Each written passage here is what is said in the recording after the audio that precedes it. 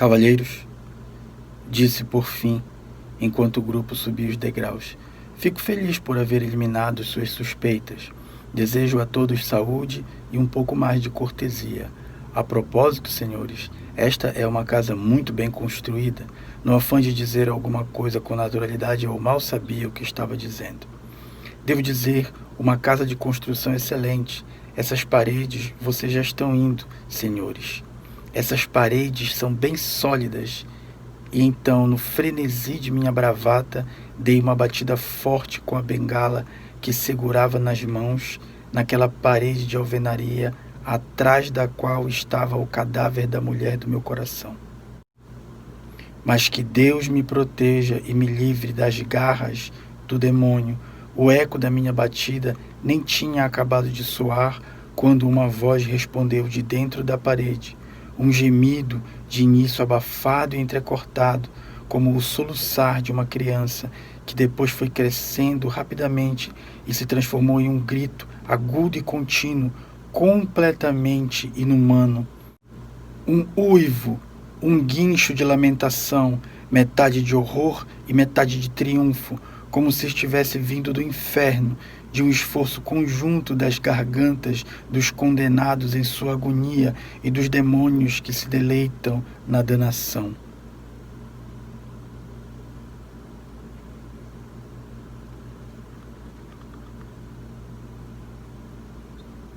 E aí, pessoal, tudo bem com vocês?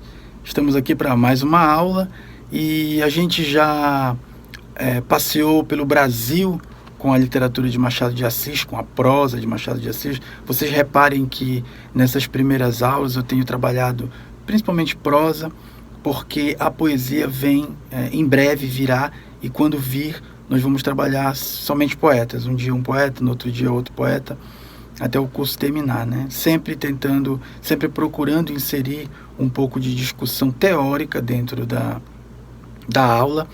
E como bem no começo, a primeira e a segunda aula, elas foram realmente mais dedicadas a algumas teorias, e essas teorias vão voltar novamente em outras perspectivas teóricas para o nosso curso a partir dessas obras que a gente está conhecendo. Mas a discussão teórica, ela necessita de um ponto de referência, necessita de uma base. Quer dizer, eu não posso teorizar sobre obras literárias se eu não conheço obras literárias, seja em prosa, seja em poesia. Então esse nosso esforço no começo, na primeira metade do curso e também na segunda metade, até perto do fim, vai ser para tomar contato, tomar conhecimento com obras, né? E aí a gente volta a falar um pouco sobre algumas teorias mais especificamente, né, mais detidamente, depois que a gente tiver tomado conhecimento desse campo todo vasto da literatura. Eu dizia que a gente passeou por Machado de Assis no Brasil, né, escritor do século XIX, o gênio Machado de Assis. Depois a gente foi para a Europa, né, Oscar Wilde foi tema do nosso interesse. Ainda na Europa a gente viu a literatura fascinante em A Revolução dos Bichos, de George Orwell. E agora a gente vai sair da Europa e vai para Norte América, vamos para os Estados Unidos, para a gente falar hoje sobre Edgar Allan Poe, o escritor e poeta Edgar Allan Poe, que vai influenciar toda a geração posterior a ele, no que se refere à literatura policial. Ele é considerado o pai da literatura policial, ele é considerado o inventor da literatura policial. E outras coisas a mais que a gente vai falar agora. Uma coisa fundamental que a gente precisa pensar é que os escritores nunca estão sozinhos. A literatura que é produzida por um poeta, ou por um romancista, ou por um contista, ela sempre vai estar impregnada das leituras desse escritor. O escritor está sempre em companhia de outros escritores, se não com a presença física, mas com as obras, com os livros. Edgar Allan Poe vai criar um gênero, vai inventar um gênero que é a literatura policial, que é os contos de mistério, os contos de terror, os contos macabros, os contos de horror. Como no conto, famosíssimo conto O Gato Preto, cujo trecho abre a aula de hoje. Esse é considerado um conto de horror, mistério e horror. Então, Poe nasce em 1809 e morre em 1849. Ele morre com apenas 40 anos. E ele vai construir, então, as bases, a partir dos seus contos e dos seus poemas, ele vai construir as bases dessa literatura dita policial. Também vai influenciar fortemente a ficção científica e vai influenciar também muito o cinema que viria depois, né, que ainda não existia na época, mas que é fortemente influenciado por ele.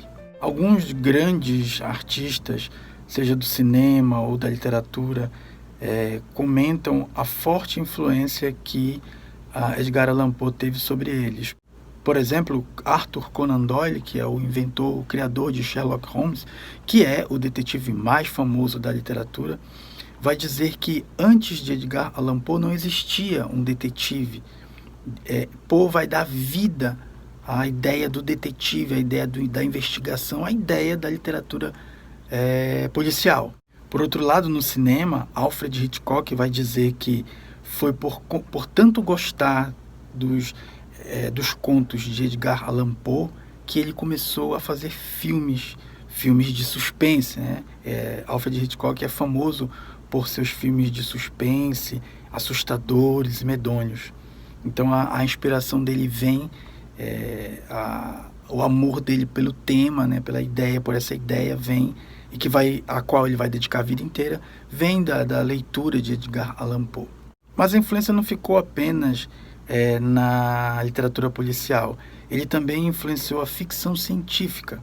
Com suas ideias e com seu texto, Poe influenciou também Júlio Verne, o autor da literatura de ficção científica, como, por exemplo, A Volta ao Mundo em 80 Dias, Viagem ao Centro da Terra. Ele vai declarar, Júlio Verne vai declarar a forte influência que os textos de Poe exerceram sobre ele. Então, nesse sentido, que é bom a gente pensar, a gente refletir, que a literatura ela não vem de nenhum lugar. Ela é uma mistura de ideias, muita inventividade, muita criatividade, misturada aí com o que o autor conhece, o que o autor gosta, o que o autor lê. Então, quando Edgar Allan Poe dá o ponto de partida na literatura dita policial, outros autores vão aparecer depois, grandes autores também, e a partir da leitura de Poe e de outros autores vão criar algo novo. Então, a arte se nutre das obras-primas, se nutre da beleza das outras obras e do estilo, né? Isso é muito importante. Ele cria um gênero e se nutrem de tudo isso para criar suas obras.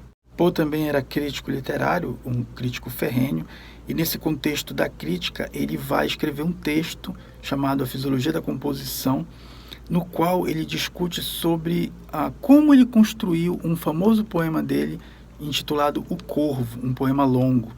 Ele vai contar que não é pura inspiração, ao contrário, que é pura racionalidade.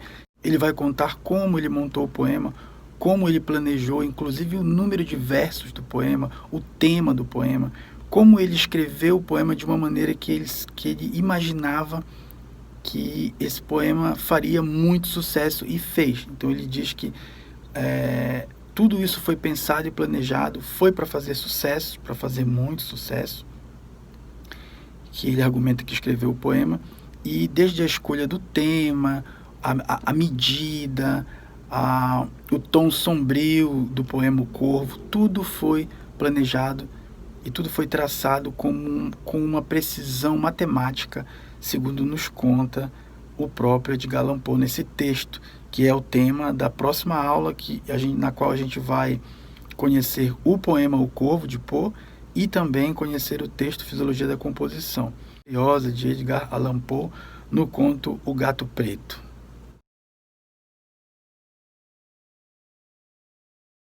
Falar de meus pensamentos é tolice. Desfalecendo, cambaleei até a parede do lado oposto. Por um instante, o grupo na escada ficou paralisado, em um misto de extremo terror e estarrecimento. Em seguida, uma dúzia de braços corpulentos investia contra a parede que veio abaixo. O cadáver, já bem decomposto e coberto de sangue coagulado, surgiu ereto diante dos olhos dos espectadores.